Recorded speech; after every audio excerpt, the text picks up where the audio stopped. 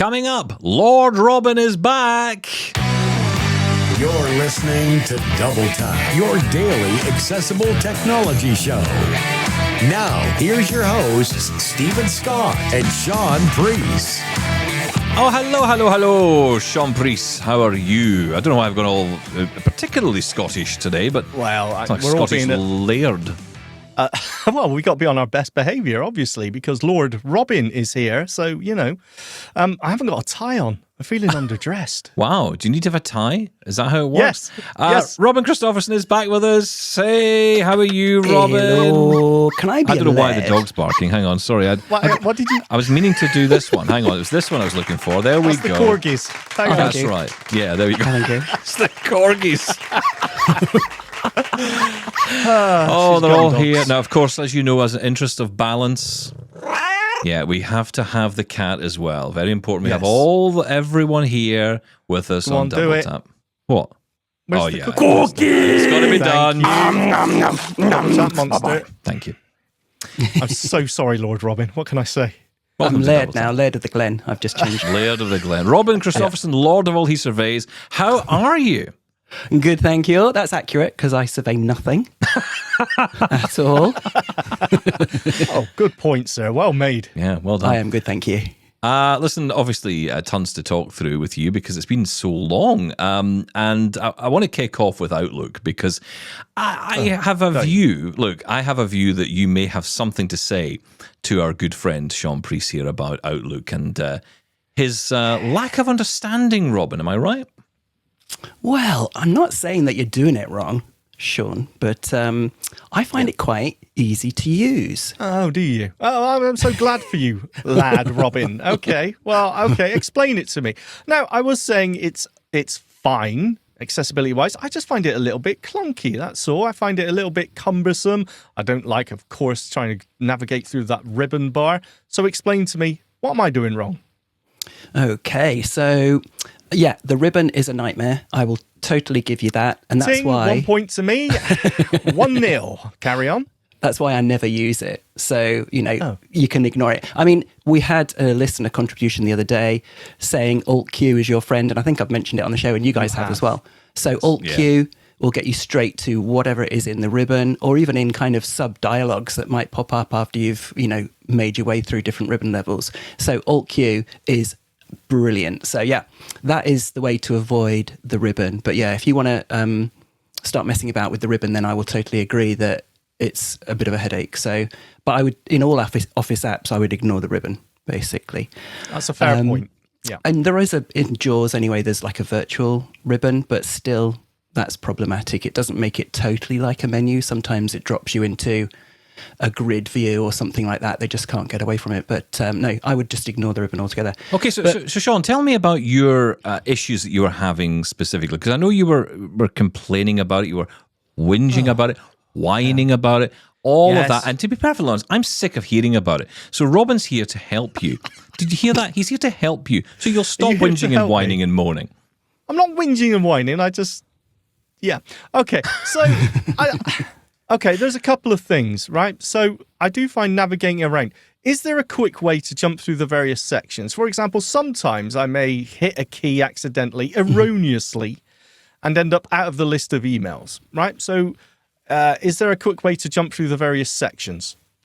So the F6 basically is your friend, and this is the case in all Microsoft apps and indeed in Windows, stuff like File Explorer and that sort of thing. So F6 will jump you between the major sections of any app, any desktop app, and there'll be 3 or 4 depending on the app. Whereas tabbing, there could be dozens of things, times to tab before you get back to the inbox. So that would be one top tip, F6 and Shift F6.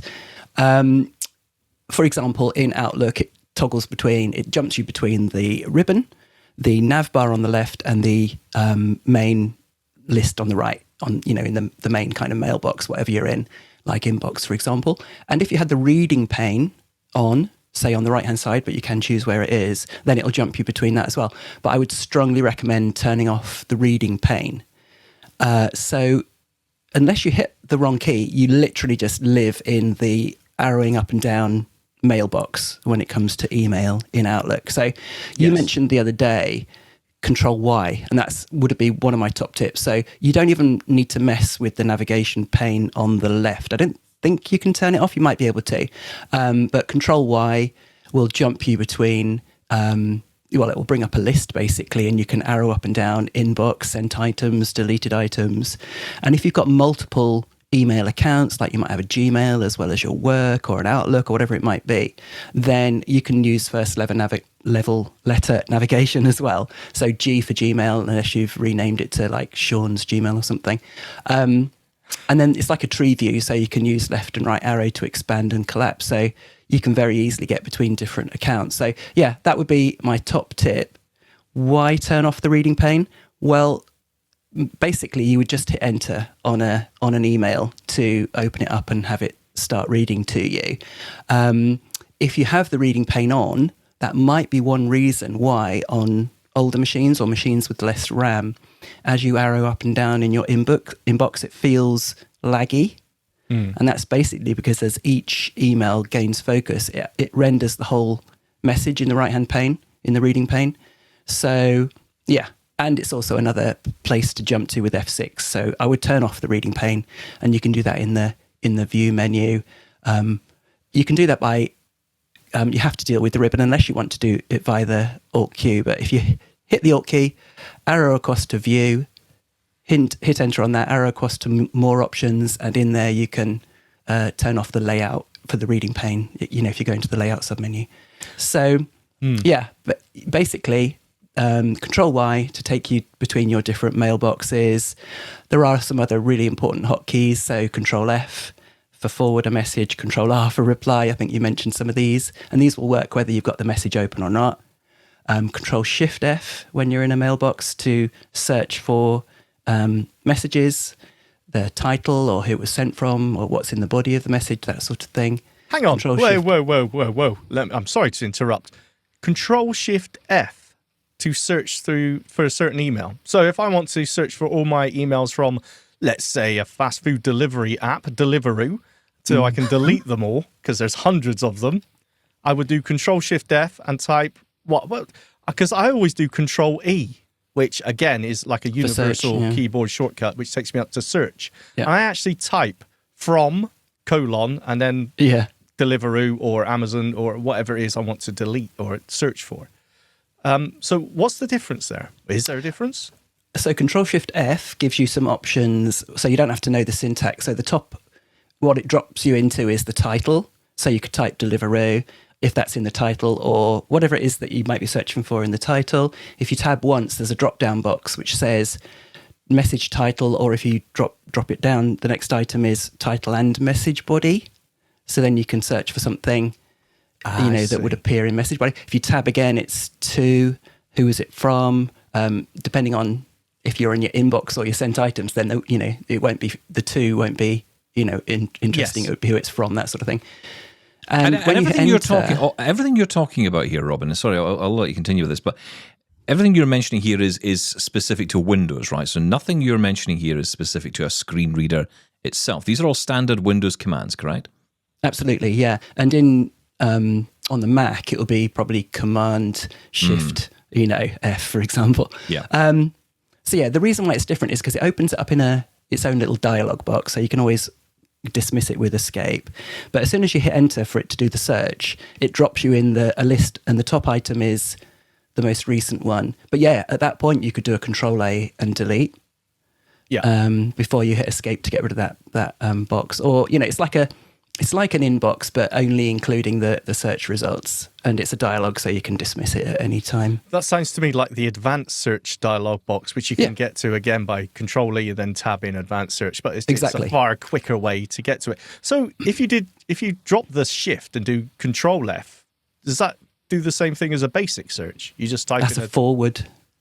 So if you're highlighting an email in one of your mailboxes, that'll just forward it to someone, so it'll bring up, Even when you're not actually opened the email, if you do Control F, as long as it's got focus, As long as it's got focus. That's very interesting. And all of those keys, like Control R for reply and Control Shift R for reply, they all work whether the email's open or not, as long as it's got focus. We interrupted you. You were going to carry on with a list of keyboard shortcuts. Can you remember them, or we totally put you off? Control-Shift-V, that's for moving. So this is another reason why you don't need to worry about the navigation pane. If you've got an email here, you want to move it to somewhere else, then you can just do Control-Shift-V and choose a mailbox that you want to drop it into. It gives you the same dialogue as Control-Y, but this is just for moving a message or a number of messages that you've selected. That's genius. That's so useful. Good. Yeah. There's so many of them. There's absolutely so many. So those are just a few examples. Now, let's get JAWS specific for 1 second. Mm-hmm. One real quirk with JAWS is that the settings center, insert or JAWS key and 6 on the number row, is absolutely chock-a-block with settings, but guess what? They're not all there. So insert V, which is the quick settings, say for Outlook. So if you do insert V, then you have some settings in there that aren't in the settings center for Outlook. So it's really weird. But yeah, if you do insert V and then you start arrowing down, you'll get some checkboxes against things like automatically reading the info bar or the headers, like who it's from and what the subject is and when it was sent. If you turn off all of those and you make sure that auto read messages is checked and then just OK that, then hitting enter on a message will literally just start reading the body of the message. Now, if you want it to say who it was to and from and stuff, but I mean, you've just heard that in the inbox. So it makes it really clean. You can really get through things quite quickly because I don't think there's a preview or not one that works well with JAWS, like in some...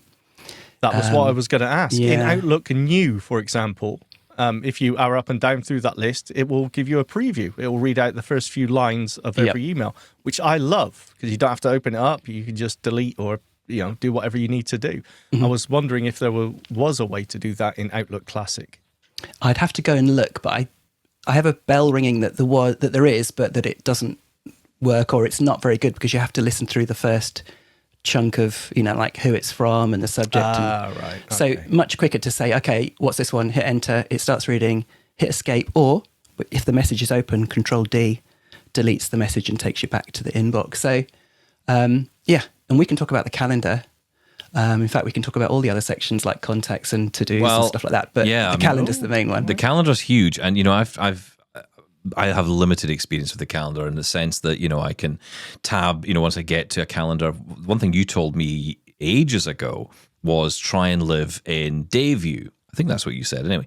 Or are you going to tell me you did something totally different? Because I'm convinced you said Dayview, because I live in Dayview. That's pretty much how I live in my calendar. I just arrow left and right to go between the days, and I can arrow up and down for the times, but I can tab to individual events. And that's really how I use the calendar, and I find that quite good. Yeah, I mean, they're all accessible. And the Dayview, the only trouble with that is that you get lots of blank spots if, you have to arrow down hour by hour. Tab might work in Dayview. It probably does. What I live in is month view. And you've got a grid, a bit like in the calendar in iOS. You've got a grid where across the lines of the week, Monday to Sunday. And if you arrow right and left, then it jumps days at a time. If you arrow down, it goes from Tuesday one week to Tuesday the next week. So it jumps, 7 days at a time because it's a grid. And if you keep arrowing down, you'll get to the next month. You'll just keep on going down a week by week. So every time you land on a day, so month view is what we're after here.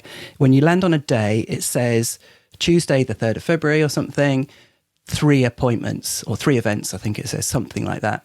And you can keep on arrowing through and just get a flavour of how many events you've got in each day. Now, how do you get to the events? Just tab. So, you land on the day you want, or you can do Control G to go to, the 11th of November or something, and then just start hitting tab and it'll just jump you through the appointments of that day. And you can be quite loose. You can be quite loose with the language on that, right? So, I mean, you could say today. You could type in today. Control T. That's well, that's right. But you could also just type in, and when you do Control G, okay, just type in today or next Tuesday or Monday, and it will just take you. It just kind of gets it, that what you're trying to achieve. You don't have to know the exact date. That's really did not useful. know that. That sounds incredibly easy. I mean, why was I struggling so much? I believe it's because it's hard to know all this stuff, isn't it? I mean, it just doesn't come naturally. I think Stephen told me, no, you definitely got to be in Dayview when he. I mean, I might have given you a bum steer at some point, but look, to be fair, we have talked about so many calendars over the years. I mean, I have to say, yes, I use the calendar on iOS.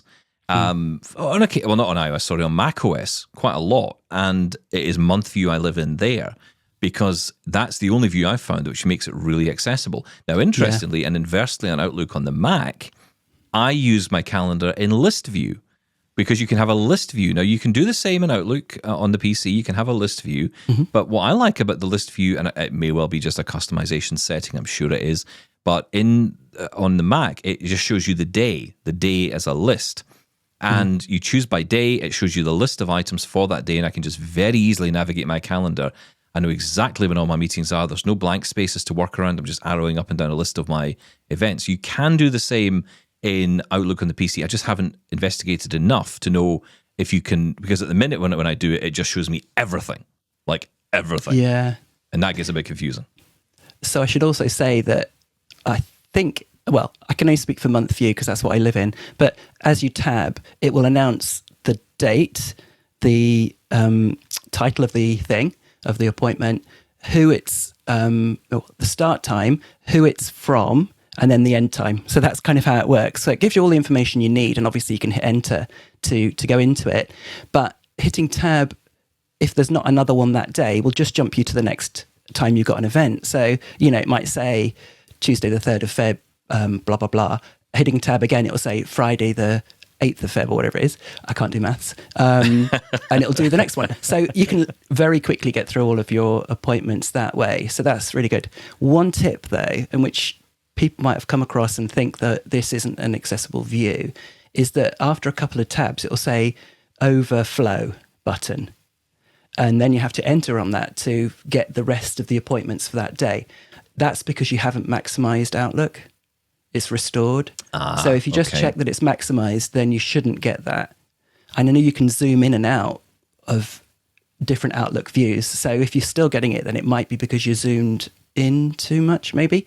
You can see that by reading the status bar at the bottom. So that's insert page down on JAWS to read the status line. It'll tell you if your mailboxes are up to date and that sort of thing. I know we're getting a bit geeky here, level. but that Lisi app, which I've talked about and you have talked about as well, it actually has a function which, as soon as it opens a window, or as soon as an app is opened, it will automatically maximize that window for you. And that has been very useful for me. Yeah, especially which is slightly different from Zoom, but I couldn't. It doesn't do the Mac, unfortunately, because Lisi doesn't work on that. But you're right. But on Windows, it's brilliant. Also, Windows and up arrow will maximize Windows, and down arrow will minimize an app. So just to say, to jump between in your email and your calendar is Control 1 for emails, Control 2 for calendar, that sort of thing. And easy. It has a memory like a web pages. So if you've gone to the next web page, you can Alt left arrow back. So that's another way. So if you've got several mailboxes open, so if you're in your inbox for one account and then you do Control Y and you go to your Gmail as well, and you're in that inbox, Alt left arrow will take you back to the other one. Alt right arrow will take you back to Gmail. So you can almost have, several inboxes open in one. So it's like a history, like a view history, just like in a browser. So really, really, it's so, clean and very good. Just works. Well, okay. Let's not get carried away here. I mean, clean. Okay. Let me just ask. So how do you jump between the different views, month view, day view? And what's the default view if someone's going into the calendar for the first time? Yeah, good question. I wouldn't know that because I've been using it for 35 years. Or so. So there is a keystroke, and I can't remember what it is. I could ask, I could do Alt Q and find out, or you could just go up into the view menu in the ribbon. I suspect it's something like Control Alt 1 and 2. I can't remember. Okay. All right. No problem. And once you do find, however you do it, once you do find an event or an appointment, whatever it may be, can you easily access, let's say there's a link for a Zoom meeting in there? Is it perfectly accessible to find that? Once it's open, it's very much like an email. So you've got a subject, you've got who's invited to the email, to the appointment, if there are any optional people that don't have to attend, but they can if they want. Then you've got location, and all of these have got hotkeys, by the way. So with JAWS, it will be Alt 1, 2, 3, 4, etc. will take you, in an email, it will say the subject line, who it was from, who it was to, when it was sent.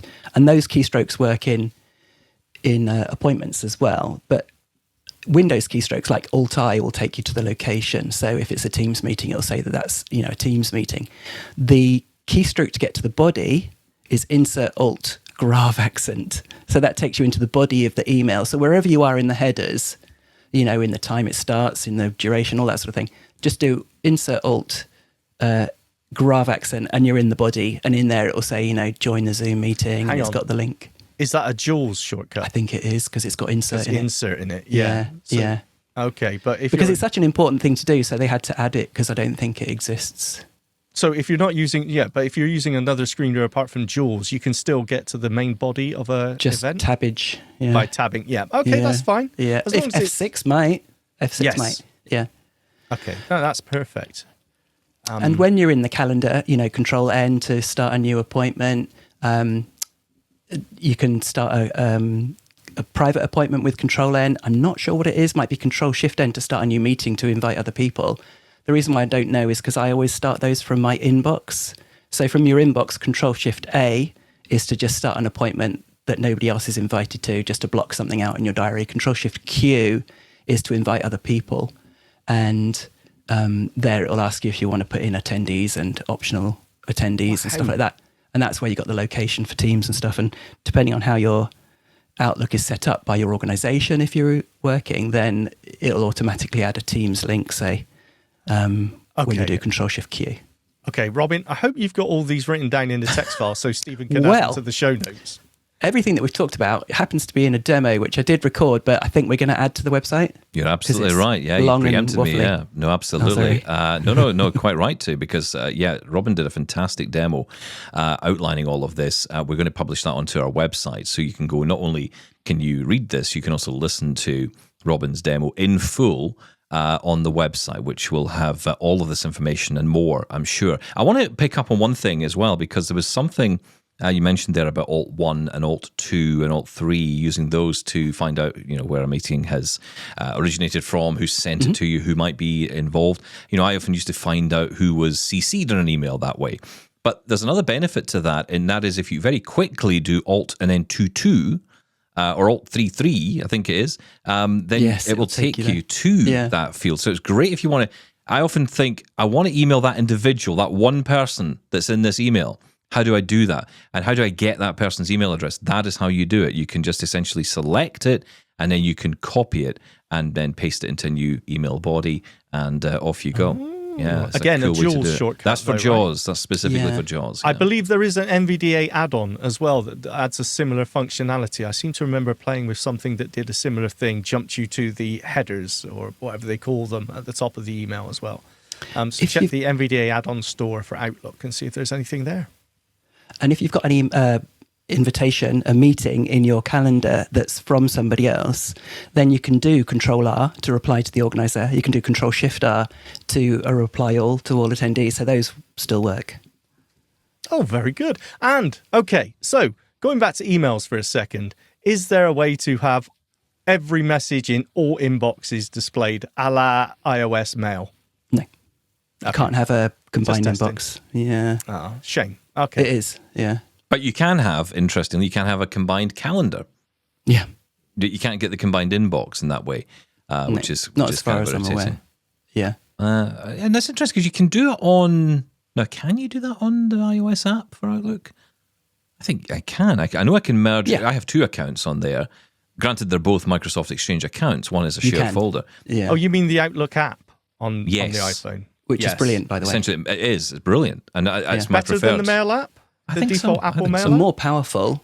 So I use both, and I use the Outlook app for work email because our IT policy says you can't use the standard mail, Apple Mail app. But yeah, I do know you can add as many work accounts as you want, and probably Gmail and stuff like that. But yeah, it's more powerful, so you can put on out of office and stuff like that from within the app, and you can set rules and stuff. So that's what I always do. I always put an oof in my email, and then I know, and it's just I just want to hear my screen reader go oof. She seems to love to yell at me every time I go by. I think she seems quite excited about the idea of not having to do anything as well. Oof, okay. Exactly. Look, we could talk all day about Outlook, and there's so much in there. Please do. I know we could do a whole show just on Outlook, but there are other topics. I want a quick question. All right, go on then, when you go. I'm having a real issue at the minute. for... Now, hang on, we could just stop you right there, and that's it. We could end the show on that. Stop it. Robin, if I open some emails that I open, and I believe it's when they're HTML content, for example, a lot of the Zoom meetings and things like that, my screen reader, it goes to a crawl. If I tab to try and find, hit the link to join the meeting, I need to wait like 6 or 10 seconds and just go even arrowing up and down through that email. Is that an issue? Is that a known issue? Or is that just on me? Is that with NVDA or with JAWS? As with both. Okay, because it used to happen with JAWS a lot, and I've not experienced that recently. But I've got 32 gigs of RAM, so I don't know whether it's just because of that. But no, you're absolutely right. It used to, and it's like the HTML has got fancy stuff in it that JAWS doesn't like, or that a screen reader doesn't like. I mean, because it's an HTML, you could have a form in an email, you could have animation, you could have all sorts. So, it really depends on what they're trying to do. But yeah, it doesn't sound great, does it? I mean, you have to wait and wait. Yes, it just makes it hard work to, because you lose patience and tab a few more times thinking it's not done anything, and then suddenly you're past it and you've got to wait again. But it just suddenly started happening. It wasn't happening before. So yeah, if it's particularly sluggish, then, and you want to get to something, then maybe you could pull all the links into a list with insert F7, or all of the form controls with, I can't remember, insert F5. I can't remember. So yeah, you can again, shortcut. Jules keyboard shortcut. NVDA would be NVDA F7 as well. Brings up the list. Which can be insert. Let's not decry the insert key on NVDA. Caps lock. It's the only way to go. Okay, fine. Sorry, Stephen. Carry on. That brought everything to a crushing halt, didn't it? Right, okay. As soon as I mentioned the insert key, everyone else goes quiet. Let's not start the caps lock versus insert. That's not versatile. Listen, I will tell you, Prashant Priest, I have been using both recently. Yes, Why I have using been using insert? I mean, okay, you made it. You made this a point now. Insert is just the most inconvenient key to use. Listen, not if you drive everything from the number pad. And also, if you've been using it for 10 years, 5 years, 6 years now for me, just using it, it's just in my head. Insert key is where I always go. If a laptop doesn't have an insert key, I'm lost. Okay. I actually couldn't use a laptop keyboard. It would drive me crazy. And I know there are brilliant laptop layout keys for JAWS, but I haven't familiarized myself with them. Unless I'm actually typing, my right hand is sitting on the number pad. You need the numpad, don't you? Yeah, you're so used to that. I didn't get into the numpad on JAWS. I use it all the time on the Mac. It is how I drive the Mac. I love the numpad. Yeah, it is. I always want to say a huge thank you every time I think about this to Brian Fischler of that other Real Blind Tech Show. Yes. Blind Tech Show. And, he did a whole thing on it, and it got me into it. That's, one of those things where it just caught on, and I went off and I tried it and I loved it. And, I must have loved it because I never listened to anything and pay any attention to anything. So it clearly worked for me. But no, that was good. Anyway, look, Outlook will put the full review that Robin has done up on the website, doubletaponair.com, and you can check it out there. But I want to move on to something else, because I have issues. It's not just you. It's not about you, Just Priest. leave it there. You don't have to say anything else. Yeah, thanks, blah, blah, blah. Right, okay, so what about the File Explorer in Windows? Because, I hate the File Explorer. I'm going to say it. I hate it. I like the old File Explorer in Windows 7. How can I get it back, Rob? Okay, so again, F6. So if you find yourself in the wrong place, then F6 will toggle you between the different main areas, and the file menu, the list menu, I'm sure we're trying to get to there, will be 1 or 2 F6s away. But having said that, it's really important to turn off the home view. So if you do, Windows key and E to bring up File Explorer, in Windows 11 at least, it will drop you in this home view, which feels a bit HTML-y, and it's got lots of recommended this, and you just want to get to a list of files, preferably the particular folder that you always want to go to. Now, if you can turn off that home view, basically. So if you hit the Alt key, you'll hear New button. And if you arrow across, you'll hear various buttons. Well, that was very lordy. That was very lordy. Yes, it was. More options is one of them. Hit enter on that. Arrow down to options. This is just the long convoluted way of getting to the options of the File Explorer. Hit enter on that. So more options, then options. And then in there, show home on opening. That's the thing you want to tab to, and change that from to this PC. So if you turn that off, then you can choose what you want it to be. And this PC is what I choose, like basically Windows C drive. Yeah. So that's one thing. And then it'll drop you straight in there. Sometimes it drops you into the nav bar, which is to the left. So one tab or one F6 will take you into the list view. Now, the main top tip, though, for File Explorer is to never trigger it with Windows key and E. So this is going to be a bit of a pain, but basically go use File Explorer to get to the folders that you really like, that you use all the time. And then if you do a Shift F10 or an applications key, then you can choose Create Shortcut. And it might even ask you if you want to drop it on the desktop, but if it doesn't, it'll drop it in that folder that you're in, and then just cut it and paste it onto the desktop. So it'll say something like Downloads folder -copy, something like that. Once it's on the desktop, then you can rename it with F2, just call it Downloads. And then if you do Alt-Enter to go into the properties of it, then a couple of tabs will take you to a hotkey, the hotkey field. So do it like Alt-Shift-D, something like that. And then do that with all of your folders so that they've all got shortcuts on the desktop. You don't even have to use those shortcuts on the desktop. You can just use the hotkeys that I've mentioned. So that's how I get to my top dozen favorite folders, and it just drops you straight into the list view of files. You never ever go anywhere else. It just drops you into that folder.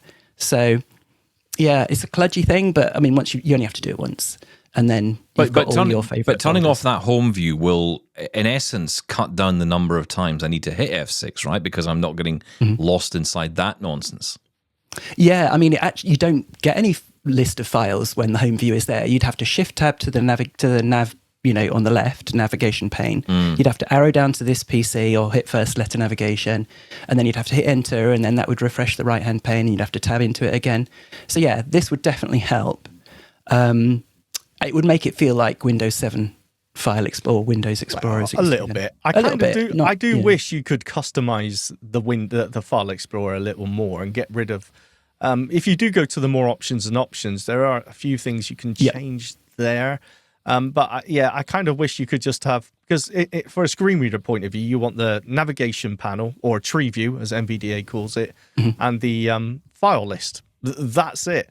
And the amount of times I've got stuck, if you tab once again after hearing file view or file list, you get stuck in that name column, the columns for the details if you're in detail view. And, A to Z. I don't understand. Q to Z. I don't care about any of this. I just want to get to my file. To get out of that, then shift tab back. But I do understand. It can be a little bit clunky. But again, I'm always just tabbing around and listening for either navigation panel or file list. And then, in so many ways as screen reader users, that's what we're doing. And you're right. You want to be in details view. Not unless you literally don't care about the size of the file or, what. So go into details view, and then just be aware that there are columns there. So unlike in the old Windows Explorer, you can left and right, and it'll jump you through the columns. It'll say size is so-and-so, length is so-and-so if it's a video or an MP3. And if you arrow up and down, it'll keep you in that column. Obviously, a say line with your screen reader will read the whole thing, but be aware that you'll live in a particular column unless you arrow back to the left. Say Control Home would obviously take you to the top and to the leftmost column, for example, and then Home and End will jump you to the top and bottom, and you'll stay in that column. You can also do first letter navigation, obviously, for files. In fact, you can start typing the whole file name, and it'll jump you straight to ones that start with that. I have questions. So. Sorry, I don't know why I did it like that. Okay, so here's my question. If I have a file, or a folder, I should say, full of MP3 files, and they're all music files, right? So I have a CD collection or something, and I go into an album, and I want to know the length of each track. So that would be a column, right? That would be a length option in the column. I can set that in the folder, but can I make that a default for a number of folders, or can I just make that default overall? Apply to similar folders. I don't know how it decides what similar is, but again, in that options dialog, you can say apply this view to similar folders, and it will do that. You can apply it to the default, I think. I was going to say, could you just make it a default setting to just have it as, so it's always there? I'm going to say no. I've never found a way to do that, and I've been trying a long time. For example, the download folder seems to have its own set of rules. how the files are grouped there, and it can be a little bit tricky. I do exactly the same. And that's the point of those columns, by the way. If you are in details view and you tab to that name, QZ and all that, if you hit the Shift F10 or applications key, excuse me, and then arrow down to more, you can add extra columns there, or even get rid. Yeah, so I don't want the contributing artist and things like that. So there's a huge list of different details you can have about each file, and you can jump through them by first letter navigation or just start typing the word. For example, length, I type LEN and it says length, and I just hit space to put a tick on it. And then you can also move it up or down the list. So where it appears. Up and down arrow, I think, I use Alt-U for up and Alt-D for down, but maybe the arrows would work as well. And then just hit enter on OK. And yes, then everything is there. Then, of course, as Robin said, you need to go to options. And in the second tab, I believe there is, apply this view to similar folders. Yeah. You may have to do that a few times to make sure you're covered on everything, and it can be a bit of a pain. And then when you create a new folder, even though you've just pasted MP3s in, it doesn't, obviously, it's not clever enough to say, That's right, yeah. That's why if you could pain. just make it a default that it has that column, because obviously it does have a default view. So can't you just set a default view with all these columns that you want in them? Well, most folders don't have music or video in; they just have other stuff. So maybe they don't want you to do that. Stevens does. I don't know. I want to know how long my Word files are. That's what I want to know. How many minutes is this going to take me to read? Basically, Stephen, we're saying we don't know, but maybe our listeners do. Right, look, we'll tell you what. Let's take a short break. We'll take a very short break. Let's rehydrate, because I know we've been talking away here. I feel we are firing out information to people. I can hear braille displays clacking. I can hear voice recorders going. I can hear all kinds going. People say, I must remember these amazing hints and tips. Listen, we'll take a short break for a sec. We'll just remind you of how you can get involved with the show. If you want to get in touch, here's how. Get in touch with Double Tap. Email feedback at doubletaponair.com. Leave us a voicemail at 1-877-803-4567. And now you can send an audio or video message to us on WhatsApp. That number is 1-613-481-0144. It was a very short break indeed, but worth having. Just a joke then. Yeah. Robin, you wanted to talk about one of our contributors who had brought up a comment about Live Listen. I'd mentioned Live Listen recently, and I wondered if it was still active. I hope it certainly is. And also boosting conversation using AirPods Pro 2. I know you've admitted here on the show, you've talked about the fact that you've got hearing problems yourself these days. So how are you dealing with all that? Yeah, okay, so let's start with Live Listen. I think the conversation was around the latency and how if you've just got earbuds in, then you'll get a doubling up because of the lag. Yes. Well, I just wanted to flag that with any in-ear earbuds, that doesn't have to be AirPods Pro. It could be, anything with the rubbery stuff. You can get cheaper earbuds that do have quite a lot of latency, but it doesn't matter because as long as you're blocking out the room, then with Live Listen, you'll hear everything in the room. And you'll hear what you're pointing your phone at much more clearly because that's what Live Listen does. But you won't hear the doubling up because you've got squidgy in-ear earbuds. Do you know what I mean? So you don't hear them talking. You're blocking out the real world audio and just listening so So that's that. I totally agree with your conversation about feeling doubly disabled when it's a noisy environment. I don't know if I've mentioned this on the show before, but my wife, who hasn't got any hearing impairment, hasn't got any vision impairment, she says in a noisy environment, let me know I can hear you.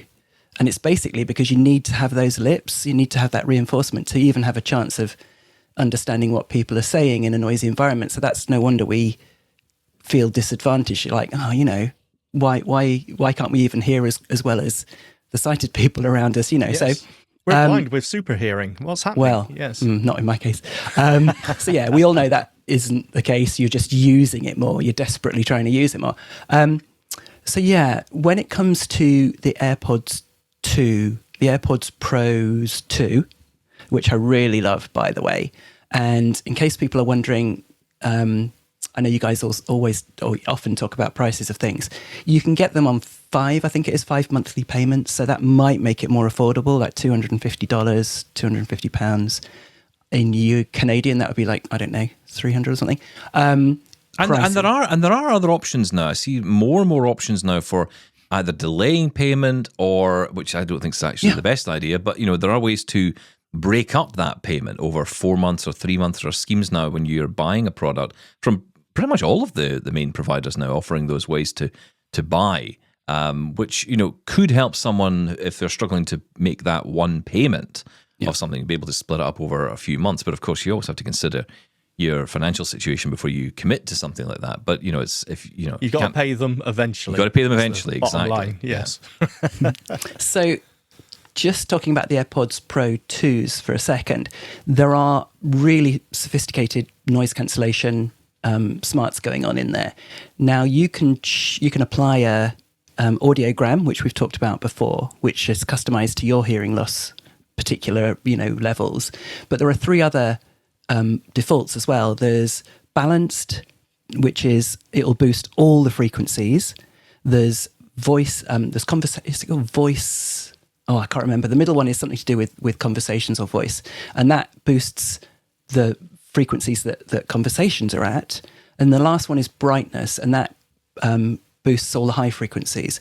Now, those are the 3 defaults, but obviously the audiogram would be a kind of a tailored profile to your requirements. But I would strongly encourage people to try them all, because at the moment I'm sitting on the balanced, which doesn't necessarily sound perfect for me, but actually, even with the audiogram one, the balanced one boosts them all.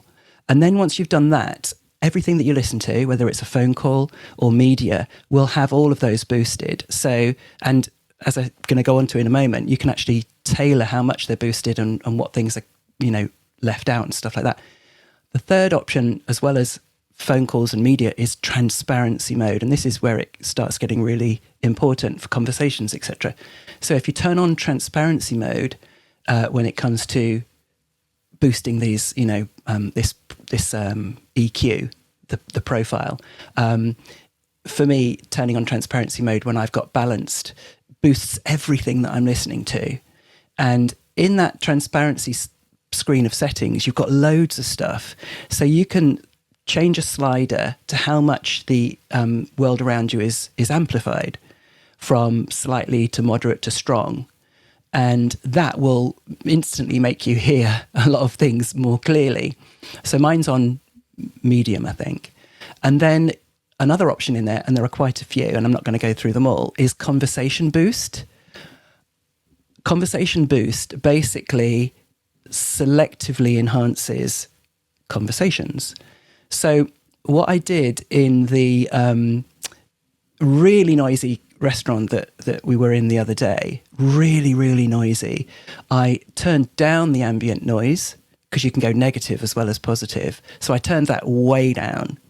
And then I put Conversation Boost on, and all I could hear in this quiet, which was really noisy music, really noisy background sounds from the outside, because there was a funfair outside the restaurant.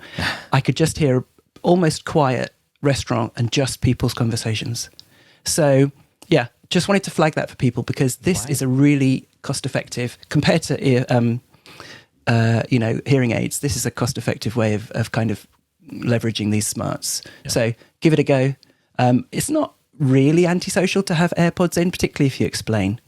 And not today, honestly, not today. Everyone's wearing them all the time. The thing is, though, the people who are actually actively avoiding conversation with any other human being by wearing them, that's a different ballgame. It's when you're blocking everyone else out that it becomes antisocial, and you're actually making it easier to converse with people, right? Yeah.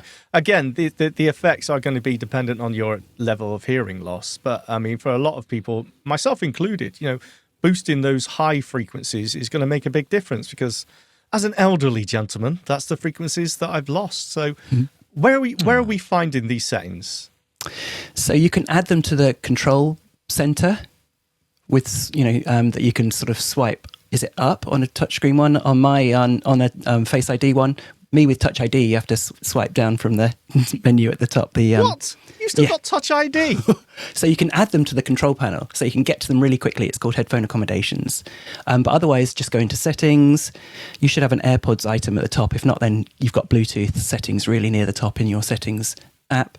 Tap in there, go to more info on your AirPods, and they're all in there. So yeah, quite easy to get to. But obviously, when you're just wearing them, you can toggle between these modes. So by long pressing on the stem, you can change from full noise cancellation, where it's really freaky actually, the whole world disappears and you've just got the thing you're listening to. So if I'm really confident when I'm out and about and I know there's not a road for a while, I might put it into full noise cancellation, and then the whole world's gone completely silent, and all I'm hearing is a crystal clear podcast in my ears. I'm not doing that. No He's gone way. rogue. Yeah, He's a maverick. The other three options is off, so there's no active noise cancellation or fancy stuff going on. I actually removed that one because I don't see the point of it. It's just like slightly muffled world because you've got the squidgy stuff in your ear canals. And then the other two are transparency, so everything comes through, and depending on the settings that you've got, the world will be boosted or maybe damped if you want. It's up to you. And then the last one is adaptive, and that one does really clever things. If you try it briefly, you'll think, this is no different from transparency mode. I can still hear everything. Give it 10 seconds and everything will gradually fade away, apart from loud noises. Conversation doesn't get muted, but kind of general background noises do. So adaptive is probably the one to sit on, and it's still safe. You'll hear cars. Yeah. You just won't hear some other extraneous background noise. I've got to say, I used the adaptive ANC, or whatever its official name is. I used that during a trip through the Glasgow subway system, which is a very old subway system. Yeah. And when you're on that train, it's so loud. And I thought, this is the place to try this. So I put it on. And normally I have to sit with my hands over my ears because it's so loud on that train. And it was joyous. It was joyous. I could hear all the noise. I could hear everything. But it was completely controlled. And I hear there are children with autism who are really benefiting from this kind of technology. Those loud sounds, those loud bangs, all of that. Anyone who's anxious at all. I actually remember, and I said this at the time, when I got my AirPods Max from my lovely wife, bought me the AirPods Max for my birthday 4 or 5 years ago now. I remember trying them, and I just used to walk around the house wearing them all the time because they just made the environment so much more pleasant to listen to. Yeah. It's so strange. There's loads. I know. It goes against everything, doesn't it? Mm-hmm. There are loads of other settings in there that we could have mentioned. Background noise, you can actually, for people with tinnitus, you can turn on some background noise like waves or brown noise that will mask your tinnitus and make your life that little bit more pleasant. Brown there's noise? Loads of stuff in there. Yeah. I don't want to know. Brown noise, noise, pink noise. Yeah, there's grey noise. They're all different flavours of background hiss. Yeah, that's very interesting. And these options are only available, well, some of those options, Adaptive Plus for ANC, for example, is that only available on the AirPod Pro 2s? I believe so. I think they're available on the 4s, but just not with the full, active noise cancellation can only go so far unless you've got squidgy bits in your ear canals. So I've tried the 4, and I think the 4s are good. But the 4s with ANC? But the 4s with active noise cancellation, yeah. And to me, they cut out about 50% of the noise. Yeah. Whereas I would say it's about 95% of the noise with the AirPods Pro 2. Yeah, okay. And don't forget, you've got the ear fit test as well. So which you must do, Absolutely, you must. For me, my great big cavernous luggles, I had to have the largest squidgy things. It basically plays music, and if there's any leakage, then the microphones in the stems will pick them up and say you need to have the larger ones. Once those are fitting well, if you snug them in, I think it like 99% of outside noise is actively cancelled. So it's eerily quiet. It is. It's brilliant. It's incredible. Look, I'm conscious of time, guys. I want to mention one more thing, and this relates to you specifically and your eye condition, your sight condition. Talk to me about what you've learned recently, because you haven't had a chance to update us on the show about this. I know we've been talking privately, but tell our double tappers who've been following your story over the years about your condition, what you've learned about it, and where you're off to very soon to learn more. Yeah, so I can't remember if I've mentioned this on the show, but our mystery eye condition, all of our family, was given a name recently, ROSAH, ROSAH. It's an acronym, ROSAH. And it stands for a number of symptoms. They always knew that it was something to do with inflammation and, you lose your eyesight over years until you've got none left. So the R and the O are for retinopathy, and the O is for optic nerve something. Basically, the inflammation messes with your eyes and you lose your vision over time. The S is for something to do with your spleen, splenomegaly. And if you've got this condition, then you've got a larger spleen. So if anyone out there gets a flu-y day every week or every fortnight, which I've always done, if you feel under the weather and cold and you want to get under the covers for a day every week or fortnight, then that might be one sign that this is you. A is for anhidrosis. You don't sweat a drop. So if that's you as well, if you don't sweat in any conditions at all, then you might have ROSAH. And the H is for headaches. Now, not everyone in the Facebook group and the Zoom meetings that we have gets headaches. So it may or may not be you. There are loads of others. You could actually add more letters, but arthritis is a big one because it's an inflammation-related condition. A lot of people have arthritis. Everyone has bad teeth. So if that's you as well, you have poor enamel, really small roots, so you have a lot of dental work over the years. So if this is sounding like you, then if you just search for ROSAH online, ROSAH, then have a read about it. Now, there's only 18 families on the ROSAH Syndrome Foundation website at the moment across the world that have it, but we know that there are tons more. And lots of people who have been under specialists may not have been given a name for their condition. We never did have until they found this gene, ALPK1. So if that sounds like you, then have a look online. There is a lovely lady in America called Christina at the NIH, the National Institute of Health. This is a great big government-funded place in Maryland, just outside Washington, D.C. And they are keen to get you over there to do tests on you and to learn more about it. So that's where we're going in the summer for 2 weeks. They're flying us over there and, they accommodate you and everything. And you basically get prodded and poked and scanned and injected and stuff. Sounds fun. Yeah, not really looking Who needs forward to Disneyland? Yeah, but exactly. the weekends are your own. But yeah, so Weekends are your own. That's good. there's a brilliant Facebook group. There's a brilliant Zoom meetings every couple of months. But if it sounds like you, then the good news is, particularly if you've got children that have got it, and it's a 50-50 every single time you have a child that they have it. If you've got children that you think have got what you've got, the time is right for nipping it in the bud, because there are drugs. Tocilizumab is one that the guys are on, many of the Americans that are on the calls are on, that nips it in the bud. You will not progress.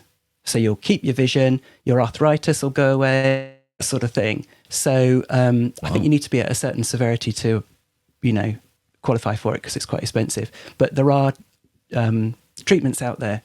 Nothing to reverse it, but, to you knock can stop the inflammation. the progression. Exactly.